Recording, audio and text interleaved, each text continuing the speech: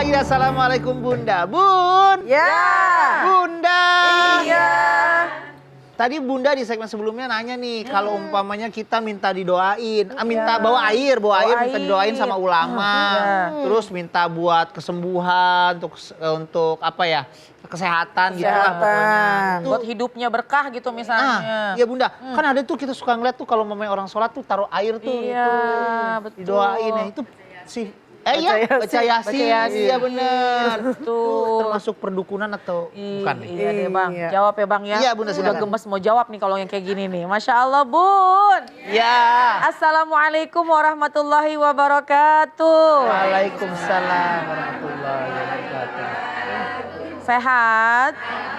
Alhamdulillah. Alhamdulillahirabbil alamin wassalatu wassalamu ala sayyidina Muhammadin. Bismillahirrahmanirrahim. Wa ala alihi wa ashabihi ajma'in amma ba'du. Pertanyaan yang sangat penting.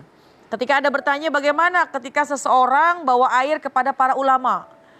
Ketika seseorang membawa air untuk kepada kekasih-kekasihnya Allah. Didoain, dibacain doa. Apakah itu praktek dari perdukungan? Ini tentu jawabannya adalah bukan. Jauh berbeda. Kenapa? Karena Allah sudah cantumkan dalam Al-Quran.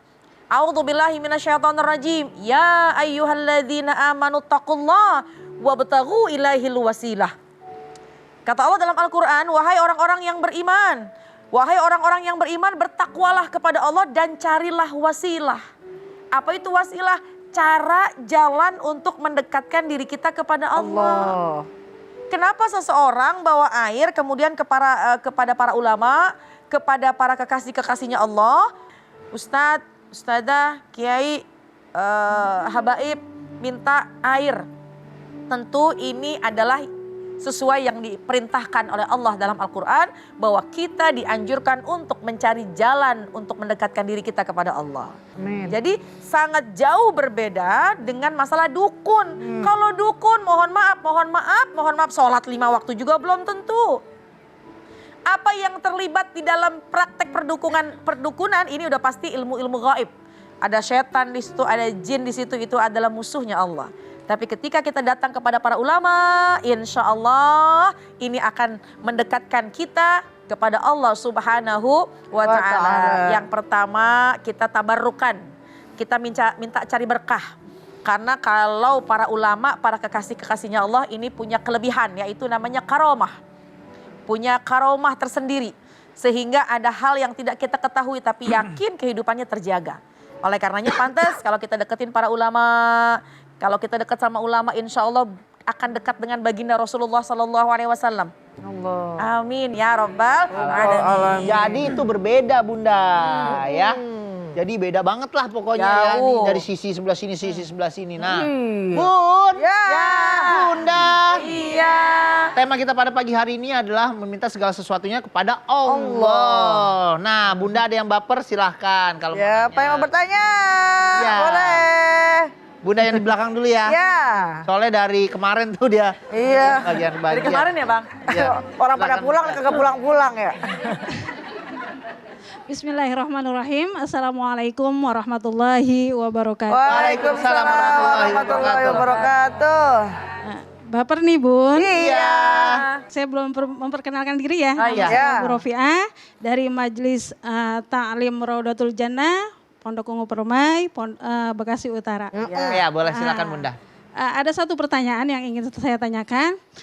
Beberapa lalu ada saudara saya yang kecelakaan motor dan mengakibatkan kakinya patah. Nah, lalu kami bawalah ke praktek perdukunan urut. Dukun patah tulang. Dukun patah tulang. Ada tuh ya benar. Karena memang dukun ini terkenal dengan kemanjurannya ya. Sudah banyak orang yang sembuh ketika berobat ke sana. Maka dan alhamdulillah juga ya saudara kami pun itu sembuh. Ya.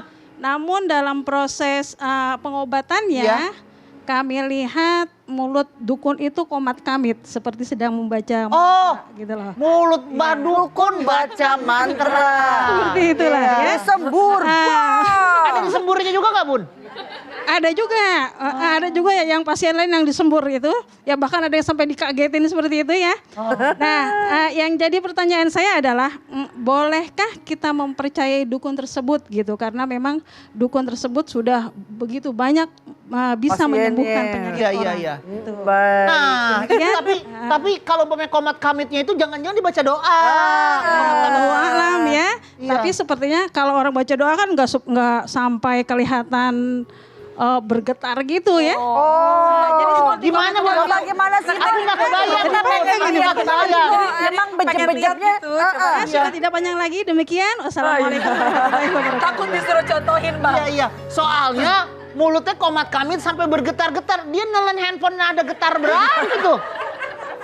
Ya Allah. Nah, ini masalahnya adalah ini baru lagi nih DPT nih. Apa tuh? Dukun patah tulang. DPT. Jadi dia bisa ngobatin tuh sebenarnya dia kan. Cuman mulutnya kebetulan komat kamit. Masya Allah. Bun. Iya. Bunda. Pertama jangan seuzon dulu. Tanya ngapa? Buah. Apa sih yang tuh dibaca? Pat komat kamet. Tahu apa kalau gede-gede lupa. Puah. Keluar. Ya. Kalau emang tuh orang bacanya Quran, orang tuh baca zikir, baca sholawat, ataupun ada doa-doa dari para nabi yang dia baca dengan bahasanya sendiri, Iya. baca dengan bahasa Jawanya, baca dengan bahasa Sundanya, dan ia pahami doa-doa itu, diyakini doa-doa itu bakal menjadi wasilah sebab turun rahmat Allah kepadanya untuk menyembuhkan orang tersebut, maka tidak masalah. Karena mohon maaf, di dalam Haqaiqul Jaliyah fi syarah Nazam Kharidatul Bahiyah dikatakan ada 6 perkara yang disebut khawarik lil adah. Apa tuh khawarik lil adah? Di luar kebiasaan, di luar kemampuan manusia. Yang pertama udah kita ketahuin ada namanya mukjizat. Tentu kelebihan Allah diberikan khusus kepada para nabi dan rasul. Nabi Ibrahim kagak mempan dibakar sama api. Rasul keluar air jari jemarinya, ya itu mukjizat. Ada lagi namanya irhas. Apa tuh irhas? Kelebihan yang Allah berikan kepada orang yang belum diutus jadi nabi dan rasul. Rasulullah SAW dari masih remaja, beliau nggak pernah kepanasan, dinaungin awan. Nabi Isa brojol langsung bisa ngomong. Itu kelebihan yang Allah berikan kepada orang yang memang bakal diutus jadi nabi dan rasul. Ada lagi namanya karomah. Karomah ini buat para wali min aulia Allah. Ada sering kita dengar manaqib Syekh Abdul Qadir Jailani. Orang-orang wali yang begitu cinta kepada Allah. Allah kasih kelebihan. Dan juga ada lagi namanya ma'unah. Apa tuh ma'unah? Datang ke kiai, datang ke ulama. Orang yang diberikan kelebihan oleh Allah kepada orang yang soleh. Kepada orang yang alim. Itu ma'unah.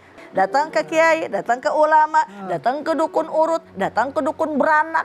Selagi orang tersebut tidak mengkultuskan, tidak meyakini madarat dan maslahat daripada orang tersebut, maka itu tidak dipermasalahkan. Allah Ta'ala. Jangan berpersangka buruk dulu juga ya. Kan emang kalau umpamanya itu kan kayak itu tuh dukun patah tulang itu bisa sebagai sebutan dari warga. Padahal dia emang nggak mengklaim dirinya tuh dukun patah tulang. Emang dia ahli urut. Mungkin dia ngomongnya juga bandel banget nih anak.